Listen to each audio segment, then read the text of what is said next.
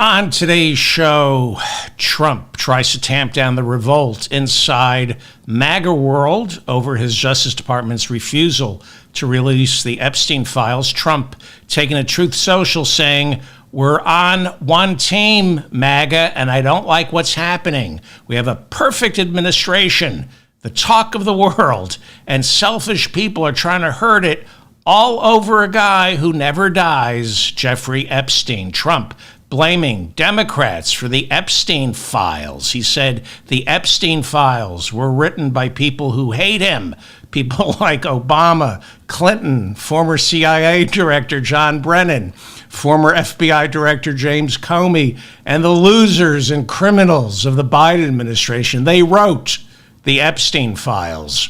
He said they created the Epstein files just like they created the fake Hillary Clinton, Christopher Steele dossier that they used on me. And now my so-called friends, those would be the MAGA morons, are playing right into their hands, said the turd president. He goes, why didn't these radical left lunatics release the Epstein files when they had a chance, like when Biden was president? If there was anything in there that could have hurt the MAGA movement, why didn't they use it? Actually, that's a pretty good point. Deputy FBI Director Dan Bongino reportedly didn't show up to work on Friday and is reportedly prepared to quit as his own MAGA followers accuse him of being a sellout, a turncoat. FBI Director Kash Patel, who, before coming to Washington, sold pills online promising to expunge the COVID vaccine from your system, Kash Patel has reportedly threatened to quit as well. But late Saturday, Kash Patel says he's staying put and there are no truth to any rumors that he's leaving. But Deputy FBI Director and former Fox News intellectual Dan Bongino has done nothing to quell reports that he's quitting. I'll have more on all this in a second and an update on FEMA's rancid response to the flash flooding in Texas. This is the Mop Up. I'm David Feldman in New York City. Thank you so much for finding me. Please hit the like button so I remain in your feed, and leave a comment. If I make any mistakes, leave a comment. I read all your comments. Here's the latest on the turmoil inside America's Justice Department. As the FBI BD Director Dan Bongino is reportedly threatening to quit over Attorney General Pam Bondi's decision to deep six the Jeffrey Epstein files, despite her promise back in February that she had the sex trafficker's client list sitting on her desk, and she promised to release it soon. Bongino reportedly did not show up to work on Friday. This after tempers flared during a White House meeting, a meeting on the Epstein files involving Bondi, Patel, Bongino, and Trump's chief of staff, Susie Wiles. Some of the leaks coming out from that meeting are telling us that Bongino went absolutely ballistic on Pam Bondi and threatened he would not only leave the White House, not only leave the FBI, but use his massive social media following and his podcasts to destroy her. Trump appointed Bongino, a former Secret Service agent turned Fox News intellectual, because of Bongino's deep ties to MAGA world conspiracy theorists. At first, when the Trump White House began to suppress the Epstein files, this was in May, Bongino went along with it, saying, hey folks, it was suicide, get over it, Epstein committed suicide, it's time for everyone to move on. But Bongino is anticipating life after the FBI, and he quickly learned, after saying Epstein committed suicide, quickly learned that his base turned on him, accusing Bongino of participating in a massive cover-up for an international child trafficking ring. When last week's Justice Department memo announcing the Epstein case is now closed, when that memo got leaked by Axios, Bongino reportedly saw that his QAnon beast, from which he profited, was devouring him. Glenn Greenwald, someone I pay attention to but is somewhat problematic, Glenn Greenwald writes that Bongino, before becoming deputy FBI director, repeatedly said Epstein's death was not suicide. And according to Glenn Greenwald, Bongino promised his audience that the files would be released, all of them, once he got into the FBI. Max Blumenthal, one of our country's best journalists, willing to go wherever the story takes him, unafraid of incredibly uncomfortable truths. He is a little too close to Jimmy Dore, but definitely someone to whom I try paying attention. He is now saying Bongino assured his followers that once the Epstein files were released, these files would destroy the Democratic Party once and for all. Also attending that high-level White House meeting on the Epstein files was our FBI director, Kash Patel, who the PBS NewsHour reported, quote, stoked these conspiracy theories for political gain and profit for years, unquote.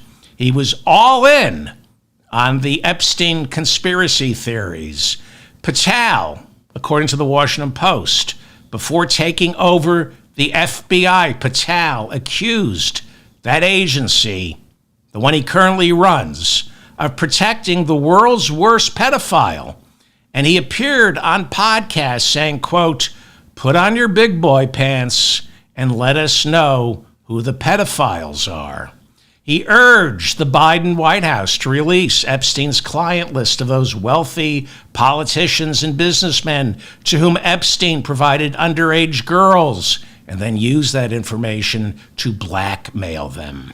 The PBS NewsHour saying Bongino and Patel were nominated to run the FBI specifically because they're outsiders who would purify the agency of its connections to the deep, dark state. Remember, Trump feeds off America's healthy mistrust of the police, but only when it benefits him. Trump, you see, he likes local police because they protect property and beat up people of color.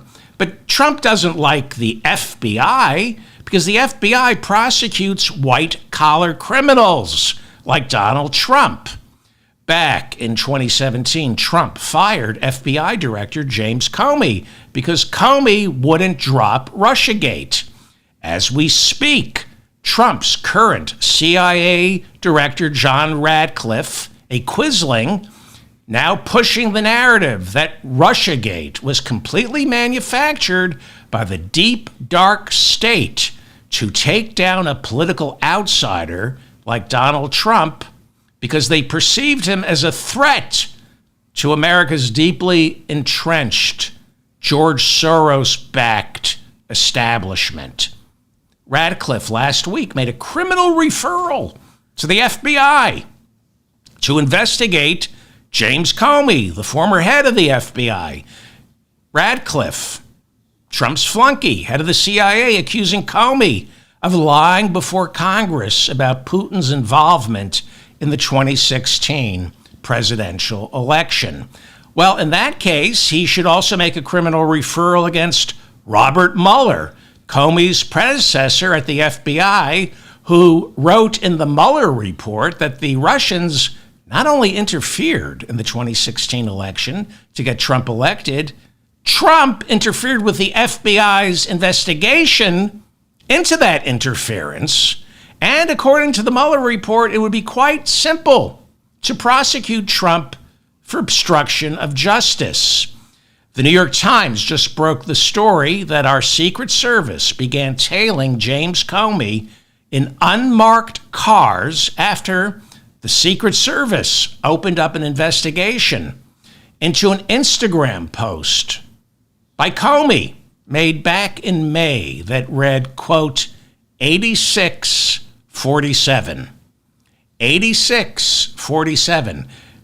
According to the MAGA morons out there, James Comey was signaling for people to hurt our president. Trump being the 47th president of the United States. 86, as I understood it, means you get tossed out of a bar. You get 86th. But somewhere, it also means something a lot worse. So the right wing immediately made 86-47 sound like former FBI Director James Comey was calling for someone to hurt Donald Trump. Comey had to do several interviews with the Secret Service to prove he's not a threat. Meanwhile, our Secret Service, understaffed, was tailing him. They began tailing him. That's your tax dollars hard at work under the Trump administration. So, Patel and Bongino joined the Justice Department this year. Patel as FBI director, Bongino his deputy, and they both promised transparency. We're going to open up the Epstein files. But then, in May, before last week's memo shutting down the entire Epstein investigation, they began backpedaling on all those Epstein conspiracies that they were peddling. Now they backpedaled the conspiracy that he was murdered. In a joint appearance on Fox News in May, Bongino and Patel said Epstein died by suicide, the complete opposite of what they claimed throughout the entire Biden administration. Bongino, according to the Washington Post, told Fox News in May, quote, "I've seen the whole file. He killed himself." And then he told his MAGA morons, get over it. Kash Patel agreed and said, "You know a suicide when you see one, and that's what that was, a suicide," unquote. So was it a suicide? The Justice Department released closed-circuit surveillance video this week, video from outside Epstein's jail cell in the hours leading up to his death. But now we're discovering a minute is missing from that tape. Is Rosemary Woods still alive? Wired magazine reporting forensics experts say there is sufficient evidence to suggest what the Justice Department calls raw tape. They said this is raw tape, but now Wired is saying forensic experts are saying the raw tape had in fact been altered, stitched together on a video software program like Premiere Pro. Epstein's brother, Mark Epstein, appearing on News Nation, said it wasn't suicide. He said Epstein didn't leave behind a note. Epstein's brother said for years he's been trying to get the raw, uncut surveillance footage, but it has been stonewalled because the FBI claims the tapes are part of an ongoing investigation. The New York City medical examiner ruled after its autopsy that Jeffrey Epstein died from suicide. But Mark Epstein hired forensic pathologist Dr. Michael Baden, or Baden, he's famous, I think it's Baden, to be present during that autopsy. Mark Epstein hired forensic pathologist Dr. Michael Baden to be present during the autopsy, and Baden said Epstein's throat injuries were not consistent with suicide.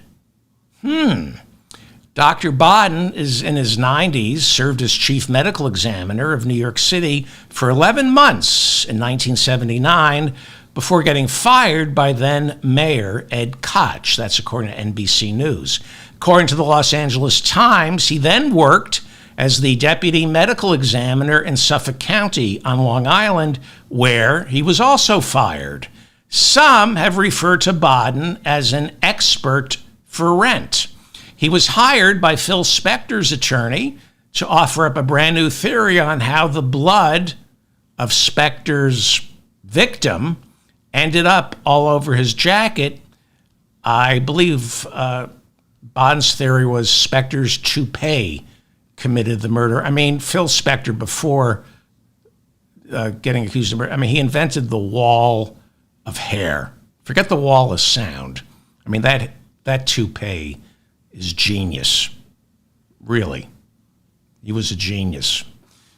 Well, Bodden served, what was I talking about? Bodden served as chairman of the Forensic Pathology Panel for the House Select Committee on Assassinations back in 1976. According to the Washington Post, Bodden was highly critical of President Kennedy's autopsy, but concluded Oswald acted alone. He also contributed to the conclusion that Dr. Martin Luther King's assassin, James Earl Ray, was the sole assassin as well. Attorney Alan Dershowitz worked alongside Whitewater prosecutor Ken Starr. They both worked on Trump's legal defense during Trump's first impeachment trial. The two of them also negotiated that sweetheart deal for Jeffrey Epstein back in 2008. Remember that? When Epstein was ordered to do 13 months jail time with an incredibly generous work release program in exchange for his pleading guilty to procuring just one woman under the age of 18 for prostitution. That's all he was convicted of, and he pled guilty, even though at the time Epstein was accused of trafficking dozens of underage women, some as young as 13. Thank you, Alan Dershowitz. Thank you, Ken Starr, for negotiating that deal for Jeffrey Epstein. So he was free to commit more crimes. Good work there, Ken Starr. Bill Clinton's Whitewater Torquemada. Dershowitz, appearing on Sean Spicer's show, said, Epstein didn't kill himself without the help of some people, unquote. Dershowitz then explained that Epstein killed himself, but the guards helped him do it. You mean murder? What do you mean? Dershowitz seems to be implying the guards provided Epstein with an opportunity to kill himself. Did they switch off the closed caption security camera? Did they escort Epstein's cellmate out of the cell? Because the cellmate wasn't there. Dershowitz wasn't specific, but he did want to know what happened to Epstein's cellmate. Why was he not there when Epstein died? Dershowitz, on another podcast this week, now saying there is a client list. He knows that, he said, because I saw it. Dershowitz said he knows exactly who was on that list, but he's not allowed to reveal it. But Pam Bondi, our Attorney General, who, like Alan Dershowitz and Ken Starr, was one of Donald Trump's attorneys during his first impeachment, she says there is no Epstein client list. Back in February, she said there is one. Now she's saying there is no client list. Julie K. Brown, author of Perversion of Justice, the Jeffrey Epstein story, said in February during Pam Bondi's confirmation hearings for U.S. Attorney General, this is what Julie K. Brown said, quote, "It's interesting to note that Pam Bondi was Florida's Attorney General from 2011 to 2019, a period of time when Jeffrey Epstein's plane records became public, victims' lawsuits were filed, and a lot of new evidence against Epstein surfaced. So questions should be asked during her confirmation hearings about why she didn't take up the case or launch a probe when she was Attorney General in Florida." Julie K. Brown also said, quote, "I guess it's possible she could have missed all the hundreds of Jeffrey Epstein stories that were published during the time she was the top law enforcement official in the state of Florida." That's Julie K. Brown, author of Perversion of Justice, the Jeffrey Epstein story. Pam Bondi, by the way, refers to Donald Trump as the Justice Department's client. She's the Attorney General of the United States, and she repeatedly refers to Donald Trump as the Justice Department's client. This is unprecedented. She actually fired a U.S. attorney who eventually became a whistleblower. And in the memo back in March announcing his firing, she said the same fate will await any other lawyer in the Justice Department who doesn't make a full-throated argument on behalf of our client, Donald Trump. So, by now, we're all familiar with Bondi's promise back in February that she had the Epstein client list sitting right there on her desk. She said, I'm looking at it right now. She said, it was on Sean Hannity's show. She said, we have the flight logs from the Lolita Express, and she promised on Fox News in February all the names would come out. She spoke of truckloads of evidence, including Epstein's black book, and promised it would all be made public. But now she says there's no list and there's nothing to see. Case closed. The Hill reporting that Bondi's excuse now for her promise in February that she didn't keep is she did have the files on her desk, but had not yet looked at them. When asked by a member of the press during Trump's cabinet meeting this week about closing the Epstein case, Bondi explained it was all because she wanted to protect the victims, the children. It's all about protecting the children, except from predators like Jeffrey Epstein and his clients. You weren't too keen on protecting the children back when you were the Attorney General of Florida and Jeffrey Epstein was living in Palm Beach. Were you? No. Todd Blanche is Deputy Attorney General. He also served as Trump's defense lawyer in the Manhattan criminal trial, where Trump got convicted last year on 34 counts of falsifying business records. Donald Trump, convicted felon. Blanche now saying Bondi didn't sign off on last week's Justice Department memo that closed out the Epstein case. Todd Blanche said, I did, along with Kash Patel and Don Bongino. Blanche is saying that Bondi never reviewed the Epstein files. He said, I did, and I, Todd Blanche, who up until January of this year was Donald Trump's personal defense attorney, signed off on the decision not to release the Epstein files. He, Todd Blanche, is challenging this new narrative put forth earlier in the week by Patel and Bongino, but Patel now walking the narrative back, Bongino not so much. Patel and Bongino were trying to convince everybody that they try to block the memo that closed the Epstein case, that they fought to keep the Epstein case open. Todd Blanche took to Twitter saying, quote, the suggestion by anyone that there was any daylight between the FBI and the leadership of the Department of Justice on this memo's composition and release is patently false. Blanche is saying Bongino and Patel never try to stop it. The implication being that Bongino and Patel are only threatening to quit or were threatening to quit and threatening to make a stink because they now find themselves in the crosshairs of MAGA loyalists who see them as turncoats.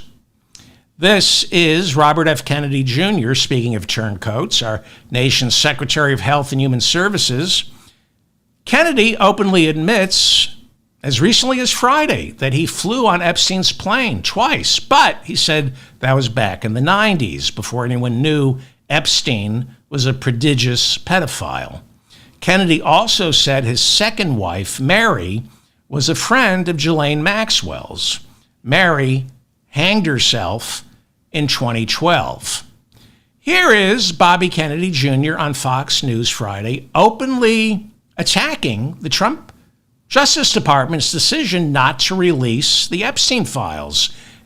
This is in direct defiance of his boss, Donald Trump, who, when asked by a member of the press during this week's cabinet meeting about Epstein, Trump said, quote, "Are you still talking about Jeffrey Epstein? This guy's been talked about for years. Are you still talking about this guy, this creep? That is unbelievable." Hours later, Bobby Kennedy, on Friday, right after Trump basically ordered his cabinet to make the Jeffrey Epstein story go away, Bobby Kennedy said this. All of this information should be released, and we should get real answers on what happened to Jeffrey Epstein and any of the high-level political people that he was involved with. All of that should be open to the public. It should be absolutely transparent, and I don't see why any of those records would have any redactions in them. Why would we be hiding that from the American public?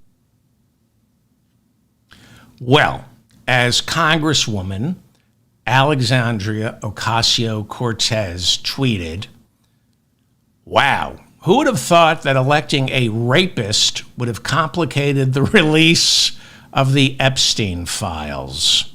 I couldn't have said it any better. So, Pam Bondi might be in a tight spot here. She's a woman, and this White House hates women. If she were a man like Pete Hegseth, our defense secretary, Trump would say, "F everybody, you're staying." And that's basically what Trump has been doing with Hegseth.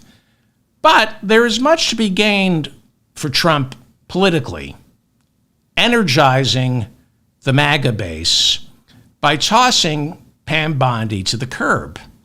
Like the highly publicized ICE raids, punishing Pam Bondi would satisfy the bloodlust of angry, self-loathing men and equally self-loathing women who would enjoy nothing more than watching Trump destroy a woman too smart for her own good. Although luckily for Pam Bondi, she's stupid. So Trump probably doesn't feel the need to ruin her. But she's in a tough spot because on a primal level, which is where Trump lives, she's very easy to hate. Glenn Greenwald, who I read the same way I read Matt Taibbi, skeptically, but they are great writers. Glenn Greenwald now saying Bondi spent years accusing the Biden administration of suppressing the Epstein files. But now, when she has the power to do what she said Biden was too chicken to do, she punts. So, people on the not-so-far right now calling for her empty head. Megyn Kelly, who made a name for herself on Fox News, telling little children that Jesus and Santa were white, and then went over to NBC where she got canned after saying there was nothing wrong with wearing blackface. Megyn Kelly somehow remains relevant on the right with her podcast and Sirius radio show. Megyn Kelly, who supports Trump, is furious about Pam Bondi suppressing the Epstein files. She's angry. Megyn Kelly is, you could see there was blood coming out of her eyes, blood coming out of her wherever. She tweeted this. This is how angry she is. "Can confirm it's Bongino or Bondi, and the pick is obvious. Bondi must go." So the word is right now, Patel is staying as head of the FBI. But Bongino, as of right now, still has not denied reports he's about to quit over the Epstein files. He could tamp down the rumors like Patel did, but so far hasn't. Couple things about this. If you're Trump, my heart goes out to you. I'm sorry. But if you're Trump, and you have to choose between Bongino and Pam Bondi. Who you going with? I mean, if he walks in, as Megyn Kelly said, Bongino says to Trump, it's either me or her. Who do you go with? I have been told he's going to stick with Bondi, that Megyn Kelly is wrong once again. The problem with Bongino is he's a self-serving rageaholic. He's an ex-cop turned Secret Service agent, not a lawyer, and he's not used to being a team player. He became a star on Fox. They let him go. He turned to independent media, becoming incredibly popular. He started making a lot of money doing a podcast and became his own king. Didn't have to answer to anybody. And then he takes this job at the FBI playing second fiddle to Kash Patel, who I understand Bongino has zero respect for. Kash Patel, who is a lawyer. Bongino, not a lawyer. Patel has worked inside the Justice Department as a public defender, so he knows how to get along with people, sort of, kind of. And he's loyal to Trump. Doesn't have the temerity to say to Trump, it's either her or me. So what I'm hearing is Trump's not going to pick Bongino over Pam Bondi. And right now, this weekend, Bongino is weighing whether it's better in the long term to be on the inside or the outside.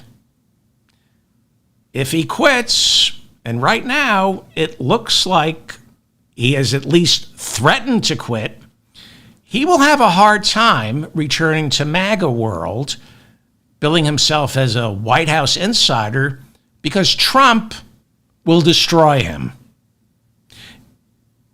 When Bongino restarts his podcast, advertisers will be told quietly, ordered quietly, do not buy time on Dan Bongino's show. A lot of these right-wing radio shows and podcasts have audiences that are artificially inflated by right-wing billionaires. I've been over that. We'll discuss it some other time. So Bongino is beginning to realize this weekend that it would be wiser for him to stay for as long as he can and not make an enemy of Trump's. At the same time, he's a rageaholic. And apparently what came down during the meeting with him this week, with him and the other White House principals, it was almost, if not worse, than the fist fight that broke out between Treasury Secretary Scott Bessent and Elon Musk. I've told you about that. So personally, I am really interested to see how this shakes out. Bongino is probably trying to get back into Trump's good graces. From what I understand, he's painted himself in a corner. This is the Trump White House. This is what eventually protects us from fascists. They always fail. They will destroy millions of lives along the way. But fascists are stupid. They're stupid rageaholics. And they always F up. When it comes to this Trump White House, what we are talking about here are mental defectives. Every single one of them. You cannot get a job inside the Trump White House unless you are a mental defective. Stupid and something missing, a part of your brain missing. These are men who can't hold it together. And they always end up snapping, and that's what Trump wants, because then he has something on them. So right now, I am hearing Dan Bongino is trying to get back in with Trump and Pam Bondi. But Susie Wiles, White House Chief of Staff, who saw Bongino's behavior close up, was appalled. We will see. It's fascinating. What do you think? Leave a comment. Do you think Bongino stays or goes? Is he capable of being wingman to Kash Patel? I mean, this is the definition of a pathological alpha male. Speaking of which, pathological alpha male wannabes, this is Emil Bove, or Bove. I've been told I've been mispronouncing this homunculus's last name. Emil Bove also served on Trump's criminal defense team before working as a defense attorney. He served in the Justice Department as a prosecutor. And he, like Bongino, is a rageaholic. There are numerous reports about how Bove almost got fired from the Justice Department years ago, how coworkers accused him of abusive behavior. He was written up. He was going to be demoted. He had to beg for his job. And there are other reasons he wasn't fired, because a judge was calling for him to be sanctioned for prosecutorial misconduct. And the Justice Department said, if we fire him, then we'll be creating a bigger problem, admitting that the judge was right for trying to sanction him for prosecutorial misconduct. There are new reports that when Emil Bove served briefly as Trump's deputy attorney general this year, he was abusive towards staffers as well as our Constitution. So you might remember I said he was going to have a hard time working under Pam Bondi. You might remember I told you that Bove was working this year in the Justice Department before Bondi arrived, because she had to be confirmed as Attorney General. So he was like the acting Deputy Attorney General until Todd Blanche and Bondi got confirmed. And he was basically, for a couple of weeks, he ran the place. And he began firing people and challenging court orders. And then, when Pam Bondi got confirmed and shows up to work, I've been told he had a hard time giving up the power he held for a couple of weeks. He didn't like going from being the number one guy in the Justice Department to the number 3 guy, right behind Todd Blanche. So, what I heard is Pam Bondi decided Bove had to go. The same way Megyn Kelly is reporting Bongino said it's either Bondi or me. I heard Bondi told Trump,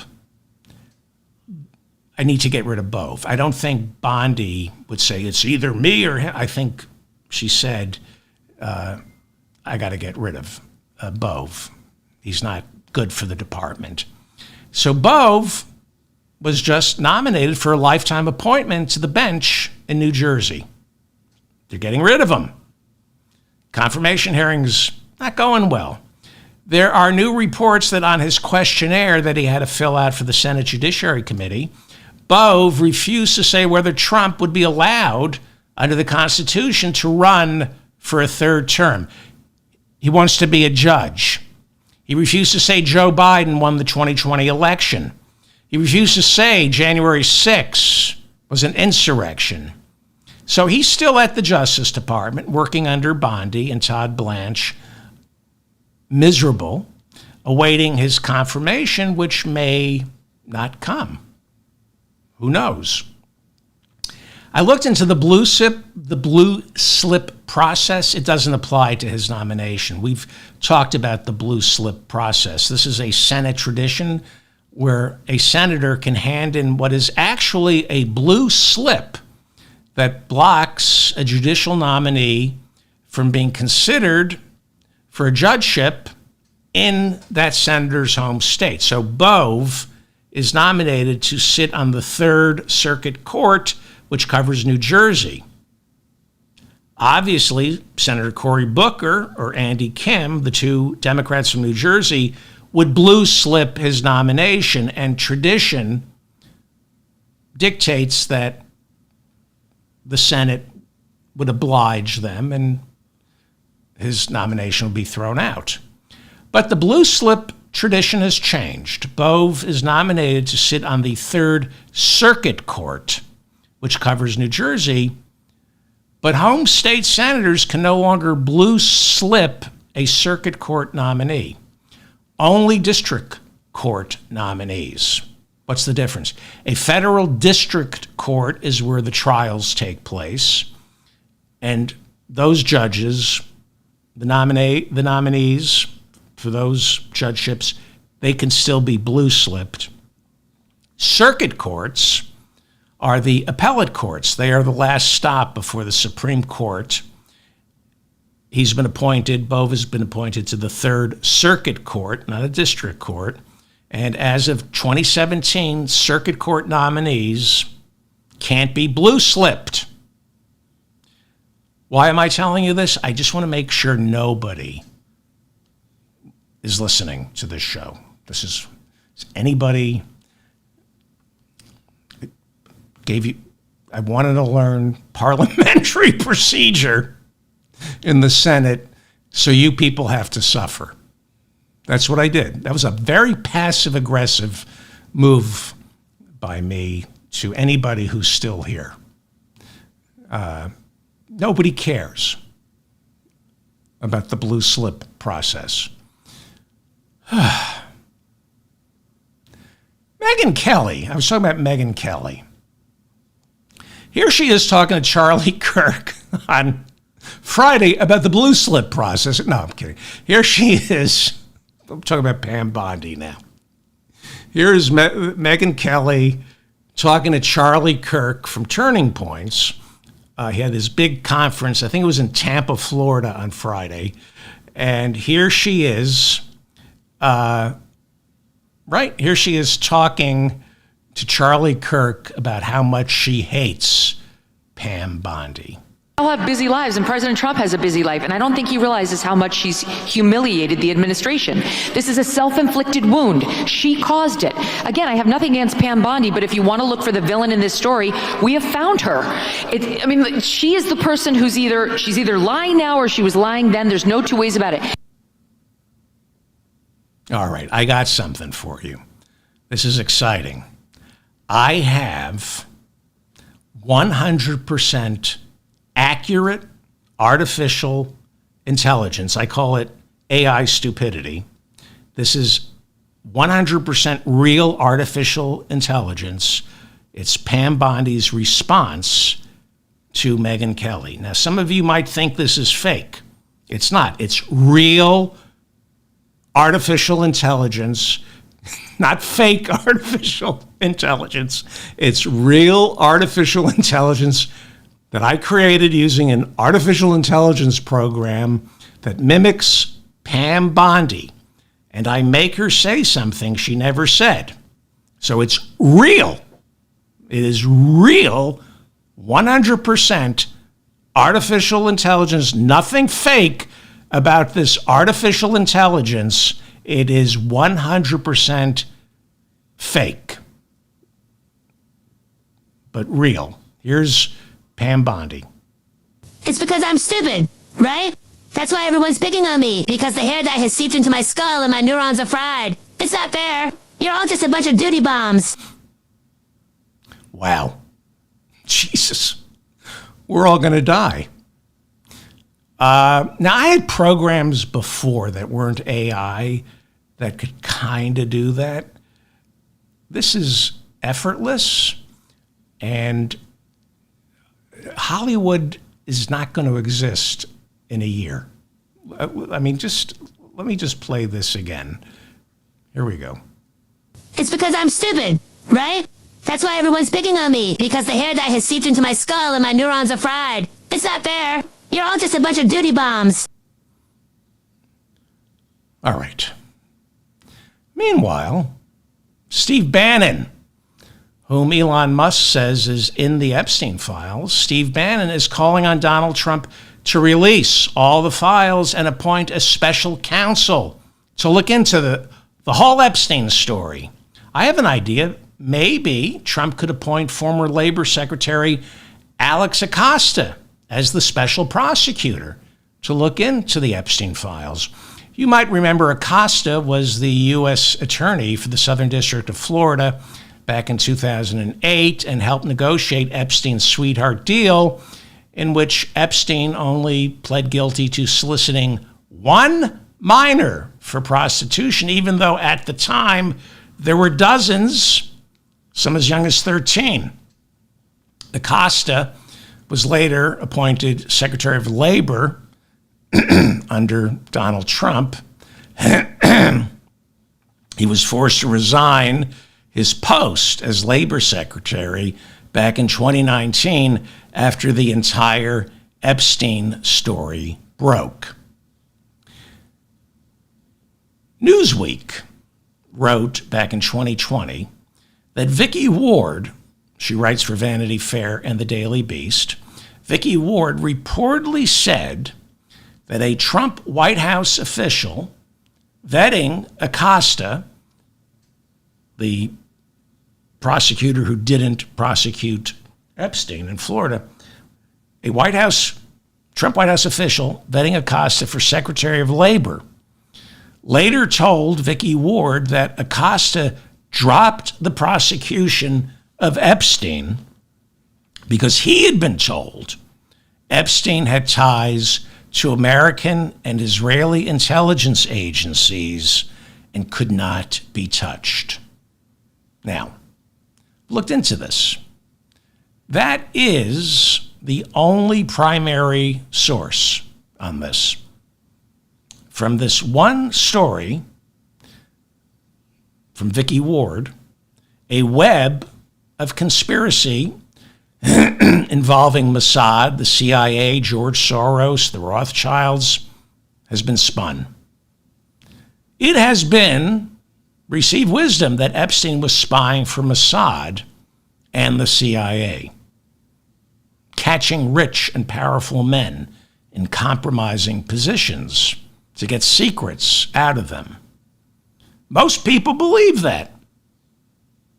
Me? Why not? Release the files. I'll believe anything until you release the files. And even if you do release the files, it's not going to be good enough. And I'll believe what I want to believe. Because we're not talking about climate change here. We're not talking about income inequality. We're not talking about the victims here. We're talking about the powerful men trying to keep this secret. We don't talk about the victims. So this theory that Epstein is a Mossad agent or a CIA agent all comes from this one little snippet from Vicky Ward. And The Guardian reports that Vicky Ward interviewed Epstein. This is where it comes from. She interviewed Epstein in 2003, where he told her he was a, quote, unquote, hyper-fixer for intelligence agencies.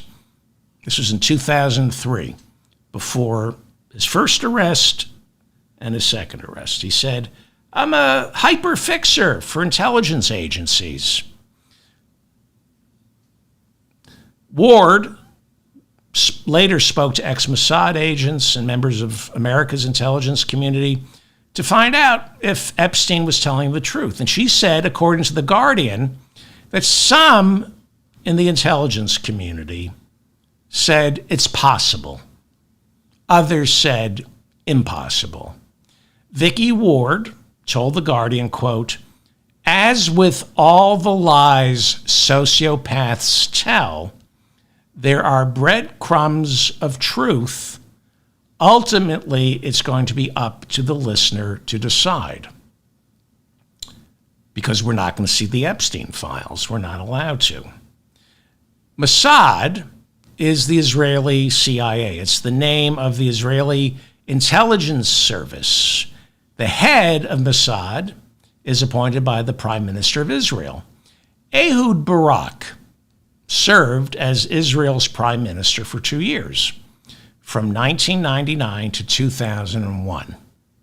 And supposedly he's in on this massive conspiracy with Mossad and the CIA, all because Jeffrey Epstein in 2003 told Vicky Ward that he's a hyperfixer for intelligence agencies.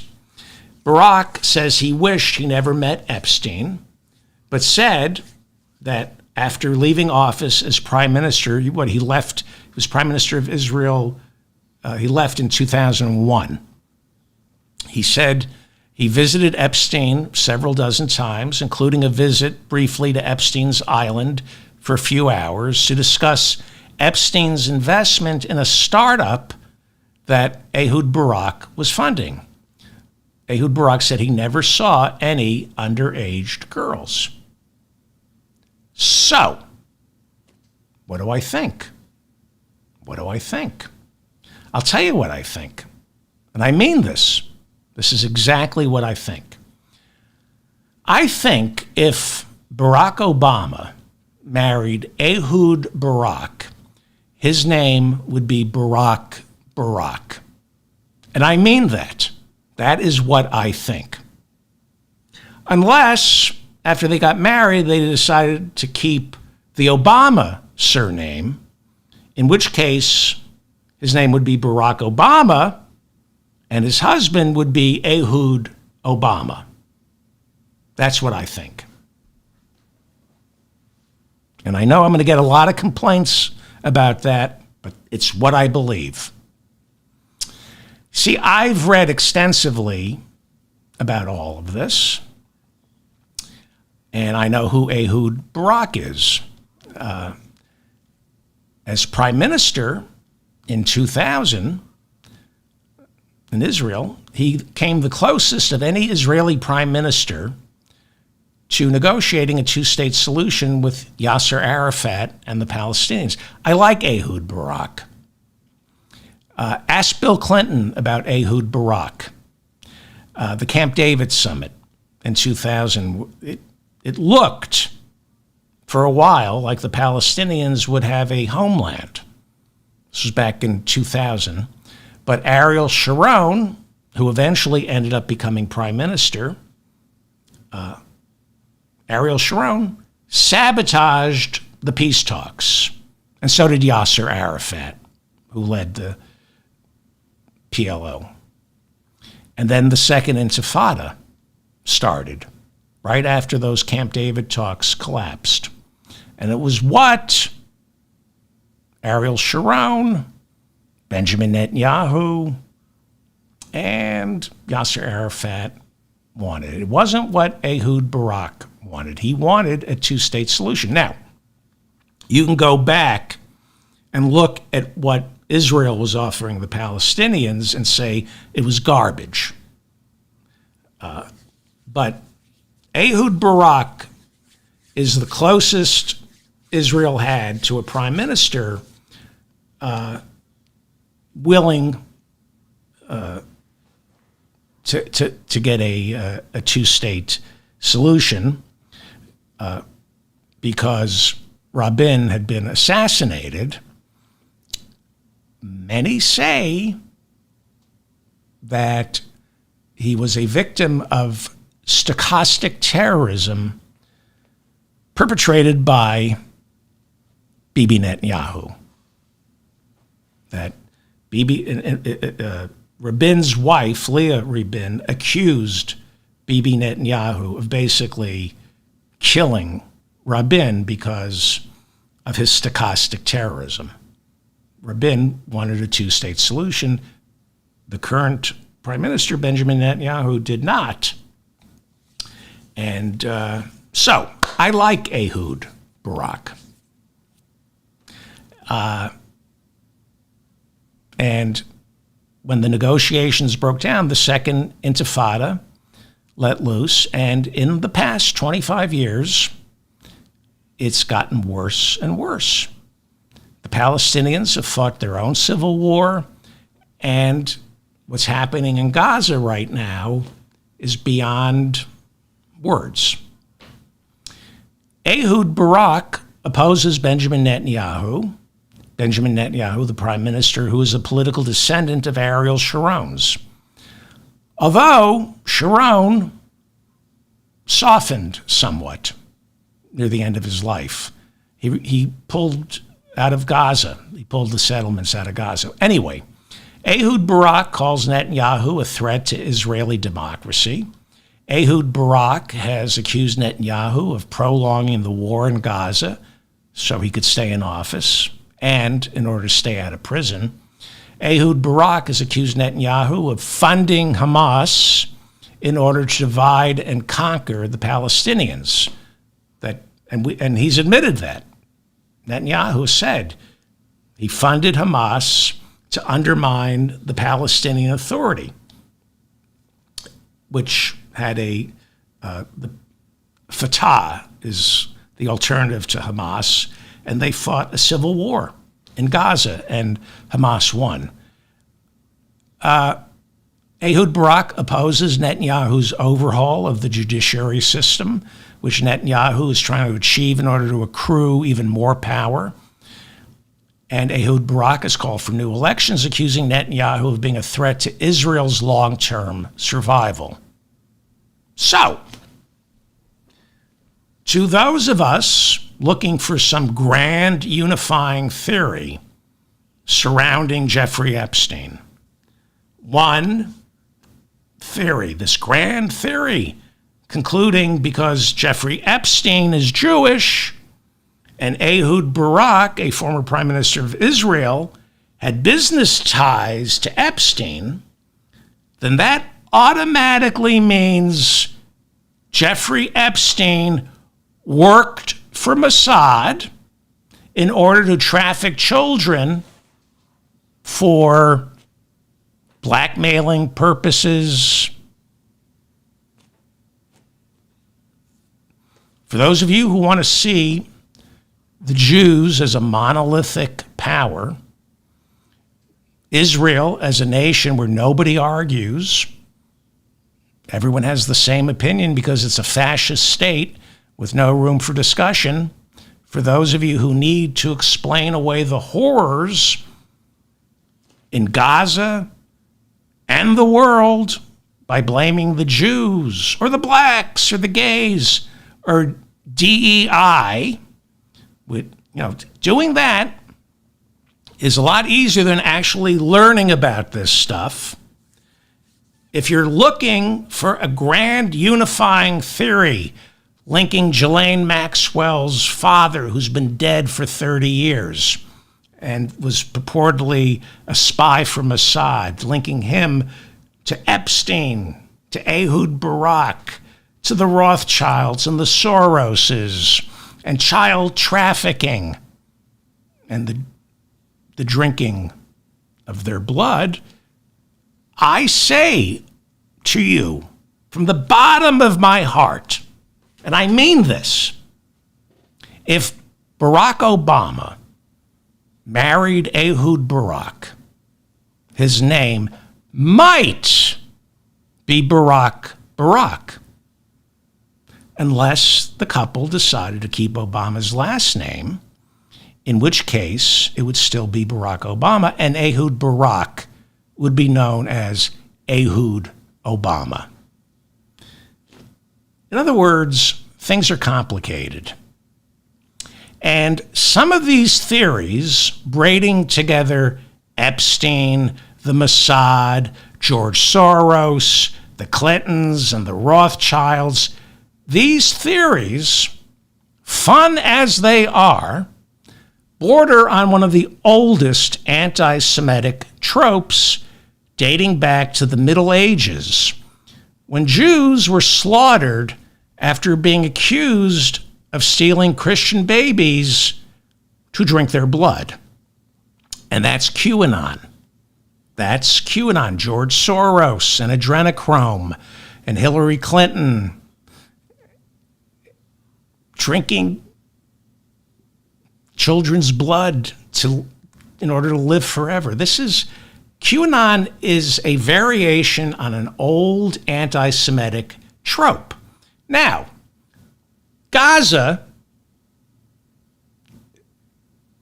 is beyond, so you're going to believe that. If you want to believe these things, Gaza helps that along. You're going to want to believe that. And that is the problem with not releasing all of the Epstein files. Because the conspiracy can be anything you want it to be. The same way covering up the Kennedy assassination lets us believe anything we want it to be. I do believe there's stuff in those Epstein files that both the Democrats and the Republicans don't want out. Was Epstein working for Mossad or the CIA? I don't know. I like to think the Mossad and the CIA wouldn't need Jeffrey Epstein. Epstein was smart, but he got caught several times. The Mossad and the CIA are, or should be, better than that. Nothing will please me more than some hacker releasing these files and we see Donald Trump all over it. That's what I want. I think those tapes, and this is just conjecture, I think those tapes are of people on the outskirts of power. People like Prince Andrew, who is power adjacent. I don't know if people in power were in Epstein's circle. Maybe I'm wrong. Like Ehud Barak, out of power. Bill Clinton, out of power. Bill Gates wasn't running Microsoft. It feels like it's a lot of power adjacent people, like Donald Trump, who, he was hosting The Apprentice, but, what I've read, Jeffrey Epstein gravitated to powerful men who tended to be power adjacent. Again, Clinton was no longer president when he flew on the Lolita Express. I like to think the real people who run the world don't have time to hang out at Jeffrey Epstein's mansion. I know Bill Gates was there, but he wasn't running Microsoft. He was running the Bill Gates philanthropy, which is probably just as powerful in many ways. But I think Bill Gates was raising money for his philanthropy. I don't know. Let's see the tapes. Let's see the files, right? The problem is, even if they did release all 10,000 tapes, it wouldn't be good enough. It's too late. There's a cottage industry now in saying they didn't release all of it. So we're never going to know. So it's probably better to focus on the victims, climate change, income inequality, and maybe set up a rich and powerful division inside the Justice Department. They have a civil rights division where they prosecute police officers who are racist. They have a criminal fraud. How about a rich and powerful division inside the Justice Department that keeps an eye on the rich and powerful and starts locking them up? That might help. Michael Wolff, is anybody still here? What time is it? I'm going to wrap it. Michael Wolff, like Vicky Ward, by the way, that whole Mossad thing flows from one interview that Epstein gave to Vicky Ward in 2003, where he said he's a hyperfixer for the intelligence communities. And that's the great thing about conspiracy theories is, oh, I can piece this together and this together and this, and you have that. Michael Wolff, like Vicky Ward, writes for Vanity Fair. Wolff has produced some of the finest books on the Trump administration. It's a great read. He is able to gain rare access to Trump, as well as Trump's closest associates, who tell Wolff things that they can't believe they're telling him. Trump tells Wolff things that he can't believe he's telling him. Wolff appeared on Don Lemon's podcast this week, and Wolff said Trump is once again thinking about pardoning Ghislaine Maxwell, whose father, Robert Maxwell, was an Israeli spy, according to a book written 22 years ago by Gordon Thomas and Martin Dillon. Maxwell died more than 30 years ago. Robert Maxwell was a British press baron. He ended up drowning off his yacht more than 30 years ago, right after he was discovered to have stolen nearly $500 million from the pension funds belonging to his employees. Some say he was murdered by Mossad.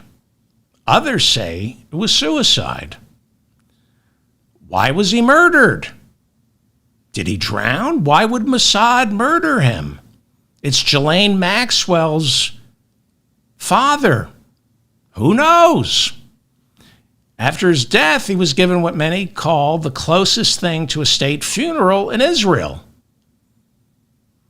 What was that about? Well, it was obviously to cover up the Mossad murder. The Israeli government threw Maxwell this enormous funeral so nobody would suspect they killed him. That's how it works. I don't know. He probably was a spy for Mossad, from what I've read. I don't think Mossad killed him.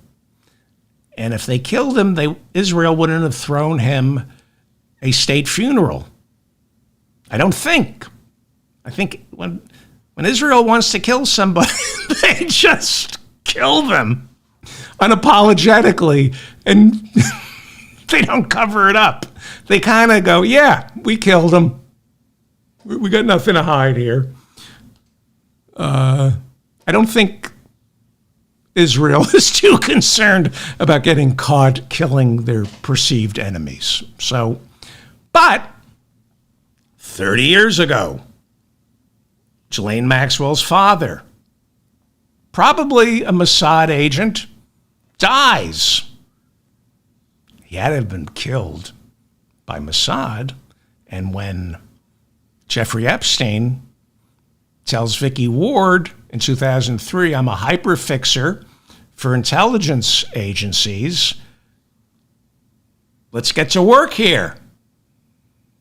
Massive spy ring that Jeffrey Epstein was running out of his New York apartment. Conspiracies abound. The EPA, however, announced that chemtrails are not a thing. This happened last week. The EPA announced this week that chemtrails are not a thing. Lee Zeldin, Trump's EPA administrator, released a new study proving that those streams of white clouds following jets, those clouds you sometimes see in the sky, they are not the result of our government spraying harmful chemicals on us in order to control the population, bring the sperm cell count down of certain groups of people, destroy crops, and of course, change the weather. EPA says chemtrails aren't a thing. Not real. Lee Zeldin, EPA administrator, appointed by Trump, said there is a difference between what conspiracy theorists call chemtrails and what scientists call contrails. Contrary to what you might believe, They are not chemtrails you're looking at. They are contrails. Contrails, according to science. Now, again, this is what science says, so take it with a grain of salt. Contrails are caused when water in jet engines begin to condense from the heat of those jet engines in flight, and then the water vapor is released into the atmosphere, and that water vapor goes from being incredibly hot to getting frozen because of the high altitudes in the atmosphere. And that's what you're looking at. Those are contrails. That's ice. That's ice. Okay? But that's what scientists say. Marjorie Taylor Greene says chemtrails are real. And she's introducing legislation that forbids anyone from injecting chemicals into our atmosphere for the express purpose of altering the weather. Greene, as you know, has accused Joe Biden of sending hurricanes to deep red districts in the South before Election Day. Here's what she tweeted last year, a month before the elections. Now, she had done a series of tweets accusing Biden of using a hurricane machine. She said that Biden used a hurricane machine made by the Chinese to destroy red districts.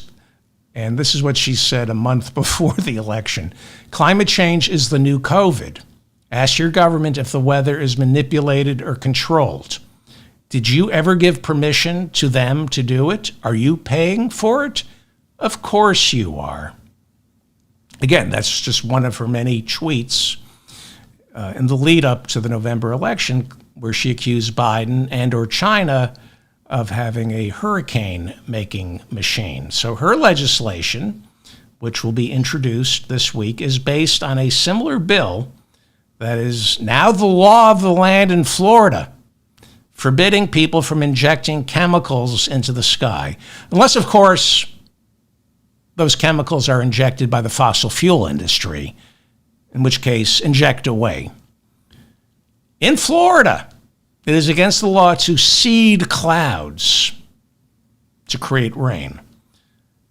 But too little rain doesn't seem to be the problem in Florida. Bobby Kennedy Jr., who has helped give us measles, he's our nation's Director of Health and Human Services. He said in May of this year, as the Director of Health and Human Services, Bobby Kennedy Jr. said in May that the United States Defense Department was secretly injecting chemicals into jet fuel in order to spray dangerous solvents over the American people. He offered no evidence, and he didn't explain why the Defense Department would do something like that. But he did say forcefully, quote, "I will do everything in my power to stop it, to find out who's doing it, and to hold them accountable." This is what happens when you don't release the Epstein files, when the government is not transparent. People, his father and his uncle died mysteriously, and the government has not been transparent, so it's very easy to start believing things that aren't real. Again, it's not like the Pentagon hasn't used unwitting Americans as test subjects for mind-altering drugs that resulted in several suicides. It's not like the government didn't use black sharecroppers in the Tuskegee syphilis study to determine how effective penicillin was in combating syphilis. I mean, our government did experiments on black sharecroppers from 1931 until 1972, 600 black men, about half with syphilis, about half without, they were prevented from getting treated with penicillin in order to determine how the disease plays out. Many of the men died. They went blind. They suffered mental health crisis. That's what syphilis does. Look at Trump. I'm not saying Trump is suffering from syphilis, but that's what I hear. That's what people are saying, that he shows the signs of syphilis. He had unprotected sex with Stormy Daniels. He doesn't like to use condoms, and people are saying that he has syphilis. I hope it's not true.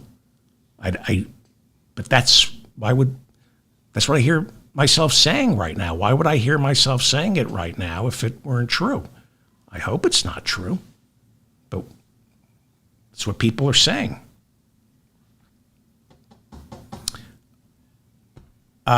Anyway, so a lot of these black sharecroppers brought the syphilis home to their families untreated. They ended up having kids who were born with congenital syphilis, like Ivanka and Eric and Don Jr. were not. I don't believe that they were born with congenital syphilis. I don't know why people are saying it. I mean, maybe it's true. I don't know. I mean, they haven't shown me their tests. I mean, I don't know if Don Jr., Eric, and Ivanka don't want us to think they were born with congenital syphilis, why won't they release their syphilis tests? That's all I'm saying. I don't believe they have it. But why would I be saying this if it weren't true? Anyway. So yeah, I mean, when the government does bad things, which our government has,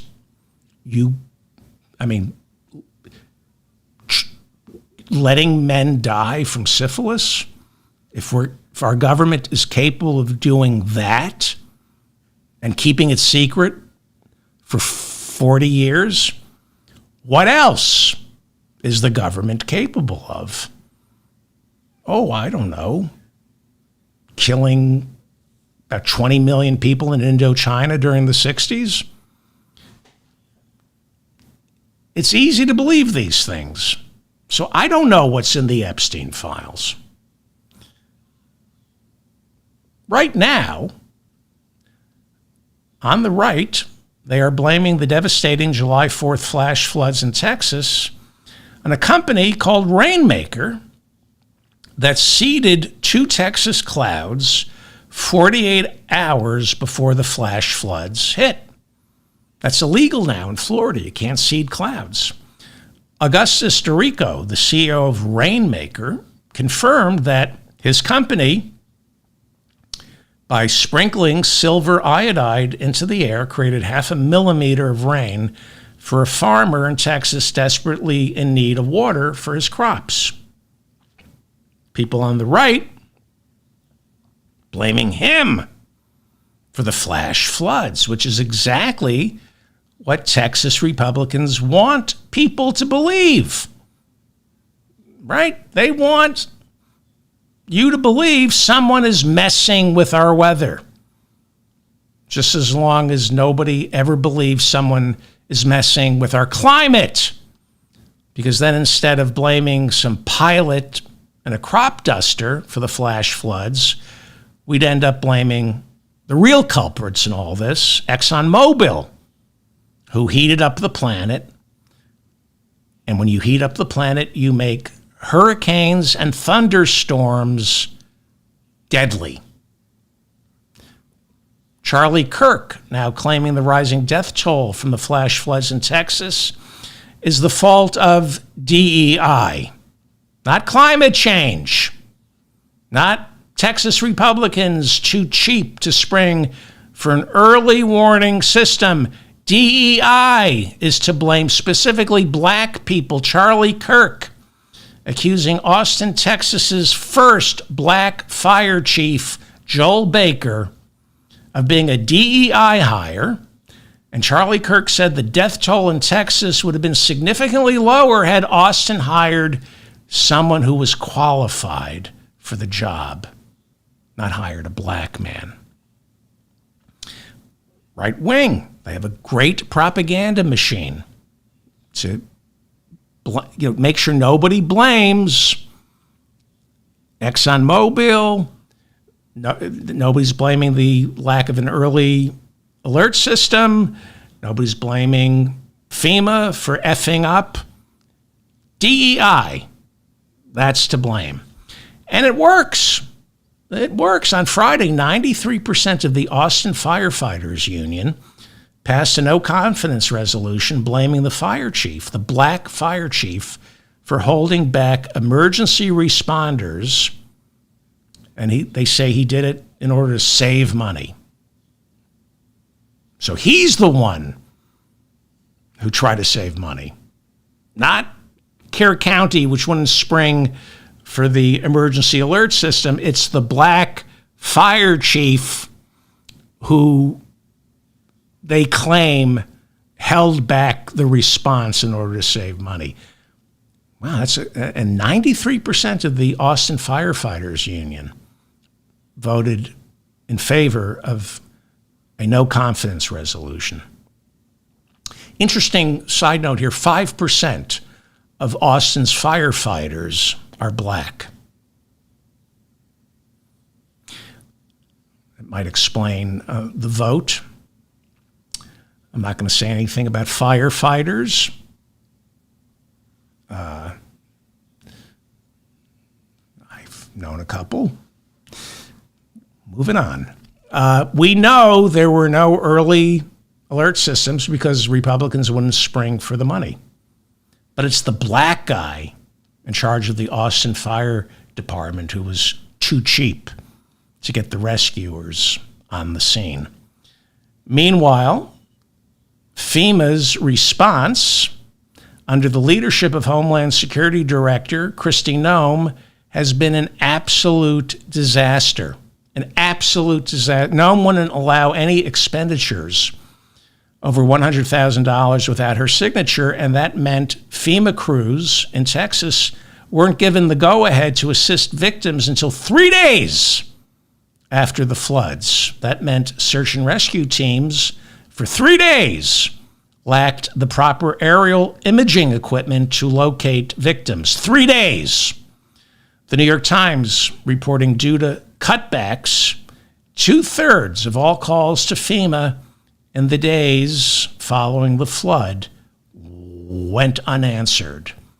Nobody knows what happened to FEMA's acting administrator, David Richardson, who reportedly has zero experience managing emergency responses. Completely invisible. Head of FEMA. Invisible. You might remember during his first day on the job, FEMA's acting administrator, David Richardson, stunned career FEMA employees when he said he had no idea there was such a thing as hurricane season. Donald Trump, who was promising to zero out all funding for FEMA in next year's budget, well, he visited Texas, and Friday, when he was there, it was a mini version of his COVID response back in 2020. Not my fault. Nobody had any idea that the floods would be this bad. It's not my fault. He made every excuse except blaming China. It might as well have been 2020 and COVID all over again. Trump held a made-for-TV meeting Friday, surrounded by the governor of Texas and lieutenant governor and Ken Paxton, who's getting a biblical divorce from his wife because he cheated on her. The state's congressional delegation was there, along with Dr. Phil, and they all used this tragedy as an opportunity to thank Donald Trump for the federal government's terrific response. And everyone echoed the talking point. There was simply no way to see these floods coming because it was a once in a century, Trump said it was once in 1,000 years, once in a geologic eon flood. Here is the imbecile, the dog killer, the puppy killer, Kristi Noem, who, head of Homeland Security, had her Louis Vuitton bag stolen out from underneath her during an Easter dinner. We're supposed to trust her to keep us safe. She can't even keep an eye on her effing Louis Vuitton bag. Here is Kristi Noem, after thanking Trump, calling him sir, and repeating the lie that this was a once in 100-year flood that nobody could see coming.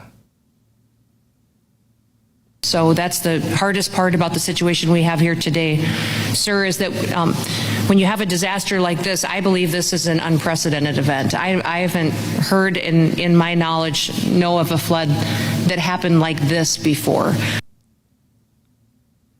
You are a moron. You're a moron. A dangerous moron. She never heard of floods like this hitting a part of Texas known as Flash Flood Alley.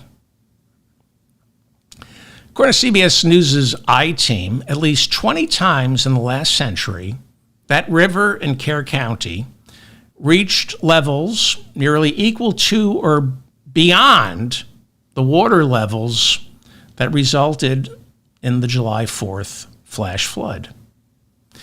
That wasn't a once-in-a-century storm. It was about a once-in-a-decade storm for that county. Lives lost because the area lacked early warning alert systems. Trump was questioned by a Texas reporter who said lives were lost, people died because the government didn't have early warning alerts. And the reporter then asked, what do you say, Mr. President, to the families whose loved ones could have been saved had those alerts been in place? Watch this clip. Trump tries to go with the once in 1,000 years lie, that this was a once in 1,000 year storm. And then he just snaps because he's a mental defective. 1 in 1,000 years, and I just have admiration for the job that everybody did. There was just admiration. Only a bad person would ask a question like that, to be honest with you. I don't know who you are, but only a very evil person would ask a question like that. I think this has been heroism. This has been incredible, really, the job you've all done. It's easy to sit back and say, oh, what could have happened here or there, maybe we could have done something differently. This was a thing that has never happened before. Never happened before. Never happened before. 1 million dead from COVID because of him. Never happened before. Then Melania Trump, she accompanied her husband. She told the people of Texas she's keeping them in her heart. Here she is talking to the grief-stricken people of Texas. To the paywall of Texas, please acknowledge that I am here for you and will always to be here with you until I leave in 10 minutes and fly back to Manhattan and resume my adoration of physical intimacy with that former Secret Service agent who I can kiss without needing a gas mask. So you have me, Mule Annual, America's Be Best Lady, for the next 10 minutes, and then I'm out of here. Wait. Did I make that? Did I do that? Let me watch that again. Is that real? Or did I? Let's try that again. To the paywall of Texas, please acknowledge that I am here for you and will always to be here with you until I leave in 10 minutes and fly back to Manhattan and resume my adoration of physical intimacy with that former Secret Service agent who I can kiss without needing a gas mask. So, you have me, Mule Annual, America's Be Best Lady, for the next 10 minutes, and then I'm out of here. Yeah, I made that.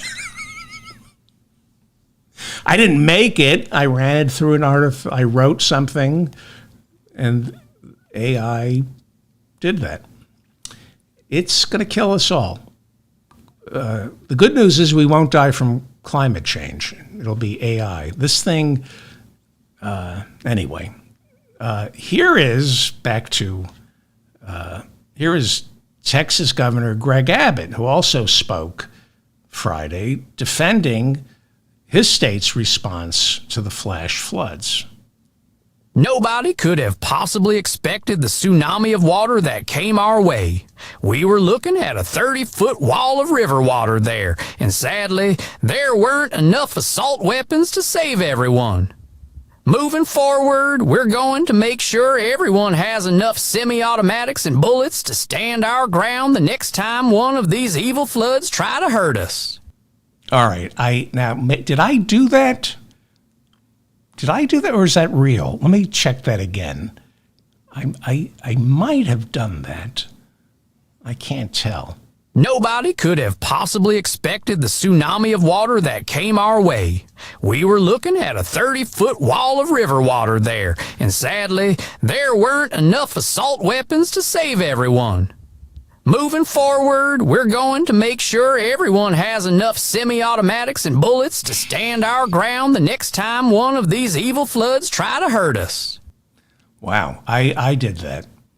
I ran it through this program I have that I think is touching me inappropriately while I sleep.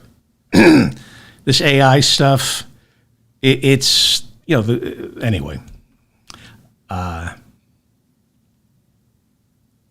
can't stop with it, and it's not good.